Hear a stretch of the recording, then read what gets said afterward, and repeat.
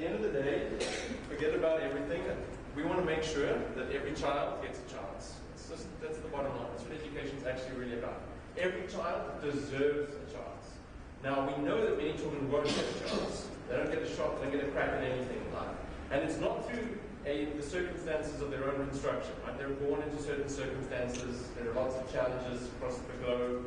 This is a school in Mozambique, not in South Africa, but it's a global problem, and it's really challenging. So making sure that every kid in this class gets an opportunity to follow their dreams, passions, goes on to be a pilot, or a doctor, or an engineer, whatever they want to be. I have a science bias. They could also be artists, musicians, things like that. Forgive my science bias in all things. It's really challenging. Okay? This class clearly has no resources, and it will be very difficult to do. This is another school. This is a school in Cape Town, Auckland. It's a private school. Every kid now has an iPad. But it's important to remember that even in a school like this, with ample resources, ensuring that every child goes on to pursue their dreams and passions is really challenging. Education is complicated. These are real people, context matters, there's a lot going on, and they're all individuals. Right? So it's a real challenge to do this, and technology can really help us achieve this. But we have to be very careful about how we apply it. And we're really being punished by a lot of technology use for the sake of technology use in education, and that's going to take a long time to go away. There's a lot of stories, and there's this OECD report recently about how just dumping technology into education has no impact. This is Aliso Sitole. He's in grade 10. He's a really cool kid. I'll tell you what he's been doing that's really exciting in a second, but his context is important. He goes to Duma Bezwe Secondary School in KZN. It's a quintile 3 school. I'm assuming everybody in the room knows what that means. Mm-hmm. Right? So it's a school with no running water. Sometimes they've got electricity. There's no cell phone reception. What's really exciting for us is that what we've seen Sinaliso doing so far this year.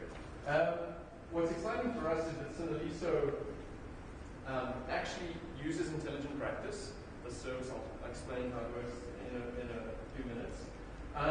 Extensively. This kid has done over 15,700 exercises now so far this year, since the start of March. It's a lot of problems to do, and his performance is still better than 94%. That's really impressive, and for us that's particularly impressive because we try to make sure he doesn't get such good marks, but I'll explain how we do that in a second. What's also interesting is there's no cell phone reception at this kid's school, right? And he does all of his exercises reading off the phone. He's got a Vodafone 875. It's this, it's the Vodafone phone. So it's the Vodafone 875. It's the cheapest Vodafone Android device in the market. He's got very supportive parents. When his parents heard about this project, they bought him this phone. So it was better than the phone that he used to have. So he does have supportive parents. And to get onto our system, his teacher had to drive him and a few other classmates to a hill nearby where there was cell phone reception where they could sign up. So it's great. Supportive teachers, supportive parents, but still an impressive effort, a truly, truly impressive effort. And I'll tell you a little bit more about this class in a second. So there are kids out there in circumstances that are dire. We know that quintile 3 schools are under-resourced, period, by definition. And a lot of personal motivation because he does a lot of exercises every single day. And it's hard for him to do that. It's not like he's sitting in the computer lab with an iPad or at home easily accessing these things. The reason he has access to intelligent practice and to do all of these exercises, and we see a really exciting impact there. I'll talk a little bit about this project.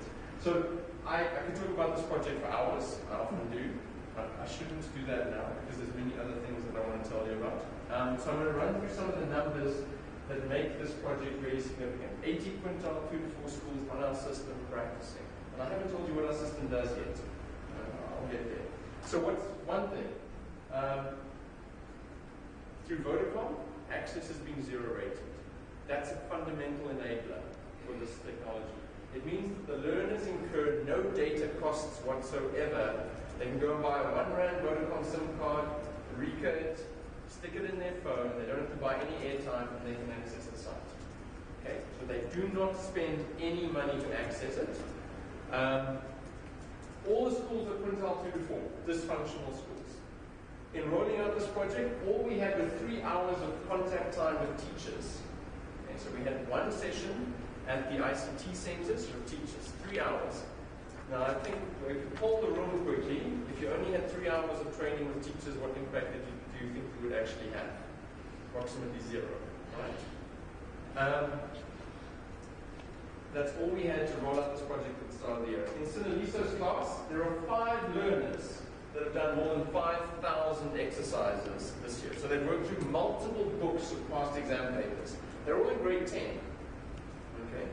But in all of those schools, those 80 schools, with the teachers getting 3 hours of training and the teachers just distributing information that the service exists, 25% of the learners are using the service. And it's not driven by the teachers. The teachers aren't trained, they don't understand how it works. I mean, we tried to train them, but we only had one contact session for 3 hours this entire year. That's not meaningful. I acknowledge that's not meaningful. I'd like more time. It's expensive, it's challenging, we need other partners, we need to work with the provinces to increase that. But with the teachers just distributing basic information to the learners, we've got 25% of the kids actually signing up. That means 3 hours of contact time, you can impact 25% of the learners' lives in maths and science, arguably the least popular subjects. It also tells you that there are learners out there who want opportunities, who want access, because this is all of their own volition. There's no one driving it, not their parents, not the teachers. The teachers can't use it, they can't drive it, they can't report against it, because not every kid has equitable access to it. It can't be used as a homework tool, it can't be used in class, it can't use devices. You saw the time of day part. It doesn't have a spike of practice during school time. 100% of these learners, of those 25% learners that have signed up, on a mobile phone. Right? So there isn't a single kid with an email address there. None of them are signing up, linked to Facebook or anything like that.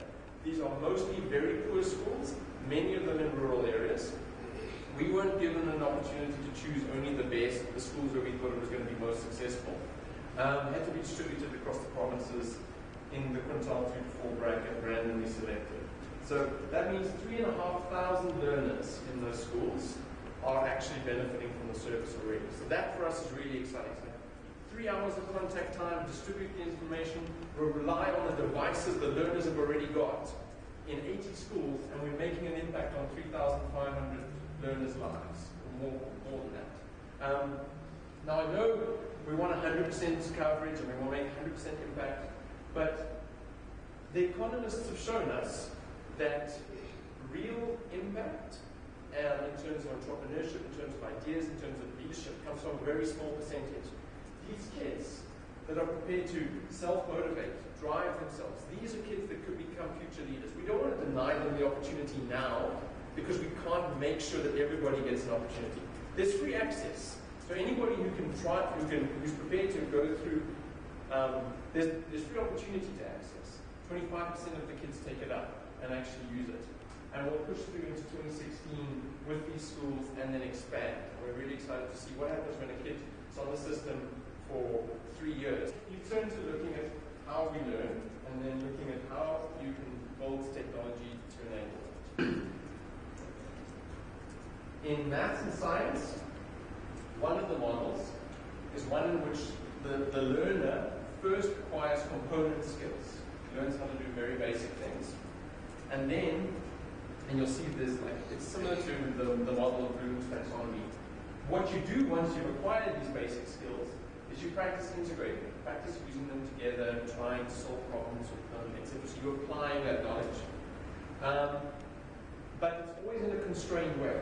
The next step is learning to identify how to apply these integrated skills. When are they relevant, right? So that's the next step. So, I can divide numbers. Now I can integrate, equations and dividing numbers. Now I can figure out if the problem requires me to do that. And then you master the application of those skills to all of these problems. So this is a framework. So this model of the acquisition of component skills, the integration of skills, applying them, and then practicing for mastery is what we adopt as the basis for the tool that we built. Okay. So that's great. So how do you do this in an optimal way, that in an optimal way, that in an optimal way to achieve that? Is the next question. So we look to what research tells us. We want kids to practice for mastery. This is our goal. We know technology will help us do this. So there's a few things. We know that goal-directed work for students with proper feedback is way more effective than self-study and allowing them to participate in the goal-setting process, goals to achieve, to strive towards, is much more effective than just giving them an assignment. But even if you give somebody a goal, if there's absolutely no way they could possibly achieve it, so like you know when the goal is completely unachievable and then it's immediately demoralizing, you're not even going to attempt it. You also know when it's too easy. To achieve mastery, you need to be able to practice in this manner a sufficient amount. And we've learned a lot about the sequencing of questions. So my favorite example is this one of interleaved versus blocked practice. Because I'm talking about big problems, practicing for mastery. So,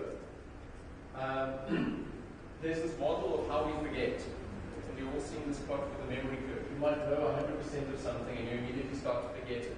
If you revise it, you'll forget it more slowly. If you revise it again, you'll forget it even more slowly. You just keep doing this and remember it. Now there's this nice process. If you're going to practice problems, what we can do is we can look at sequencing those problems in an optimal way. They need to be at the right, you need to have a goal, it needs to be at the right level, they need to be as many problems as you need, and they need to be sequenced appropriately. And one of the things that we've really seen and having an impact on how kids practice is whether you do blocked or interleaved practice. I'm going to explain that. Right.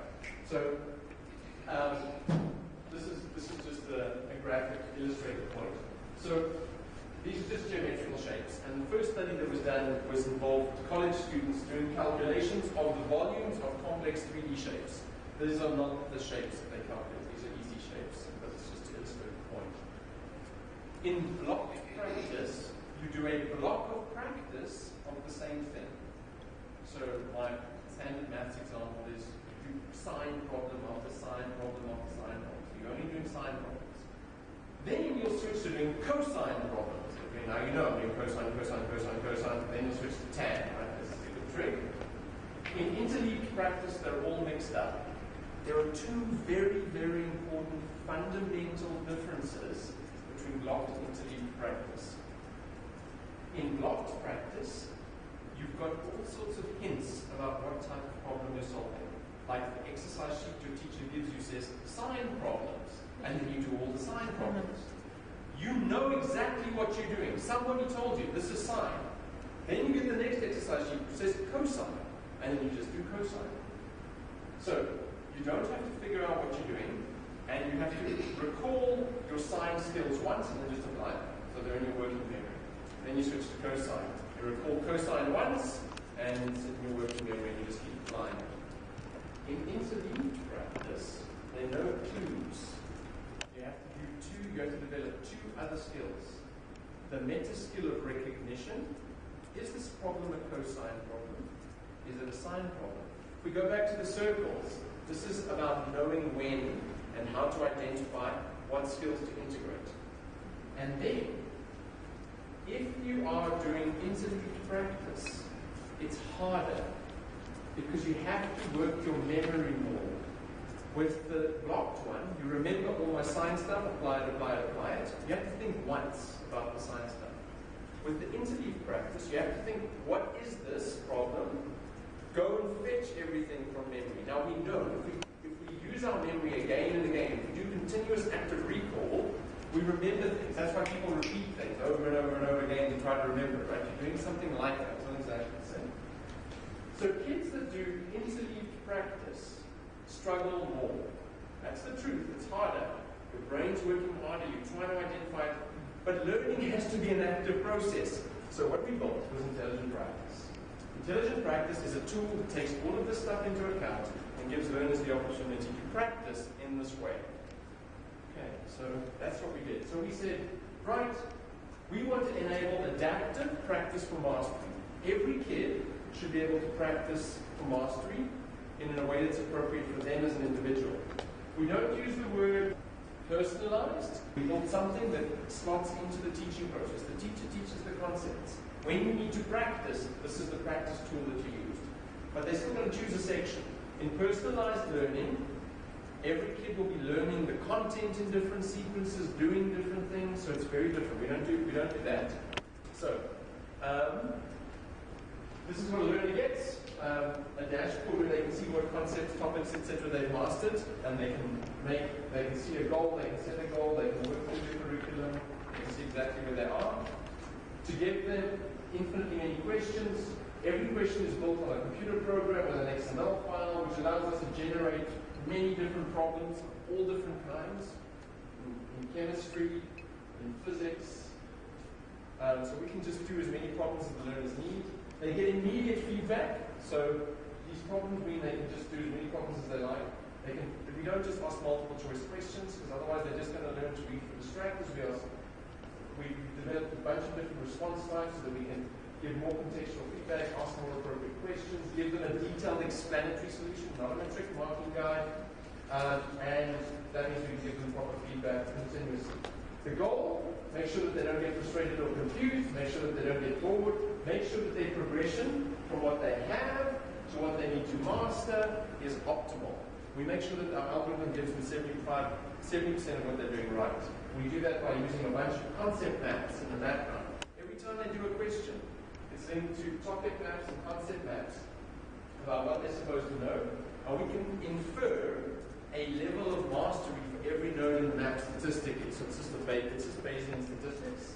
Our maps actually look like this, but we break them. But here's a little piece out of one. This is what's in the curriculum statement, this square. It's learners must solve problems involving quadratic patterns. This is how we break it up. For quadratic patterns, you need to know these facts. It means that you can understand this concept, which means you can learn this fact, which links to that concept. And then here's a concept, this is a special case of that concept, this is a special case and a special case of that one, and this is a known misconception linked to that. Every time the kids do a problem, you can learn something about this statistically. So you can sequence the questions for that learner to make sure they're getting 70% of what they're doing right, and you're working on all of the topics they want. So that's what we do. Every time a kid does a problem, we learn something about them, and we choose which question they see next based on as an individual. That's why it's adaptive, continuously changing. For the teacher, dashboard, did the kids do any work? How fast are they working? What level of mastery have they achieved? What is each learner's breakdown in marks, etc. For a class, by time of year linked to CAPS topic, how have they progressed, how many exercises have they done per week of teaching per learner on average for each chapter as you go through the year, what percentage of the class has achieved what level of mastery during the year, and all the different ways you could use it. For learners, they can use it on their own, they can practice, they can revise. This is what's happening in that Vodacom project. The teachers can't drive it. If the teachers can drive it, there's a whole lot of different use cases we've written up. We've got a booklet with all of the pedagogical motivations and research behind when and where you want to use each of these different use cases that this tool enables. And for administrators, if you want to do monitoring and evaluation, we can tell Vodacom how much the tablets they put in those schools were being used for maths and science during school. We can tell them how many of those kids are actually practicing. We can tell them which kids they should give a bursary to. All sorts of really cool things like that. Without being a disruptive event, but we're continuously collecting this data in a way that's part and parcel of the learning process. It's like a passive monitoring system that gives you a lot of information. We know we need to go find Sinaliso Satoye, somebody who's going to give him a bursary in 2 years' time if he continues working like this. He's self-motivated, he's performing really well. We've got an independent assessment of his level of performance, and there are 5 learners in his class like that. There's 7 that aren't doing anything, but there are 5 kids that have done thousands of exercises this year. We can see where there's opportunities for professional development. We can slice that by school, by cluster, by district, by province, and we can just see the general progress through the curriculum. Probably don't overlook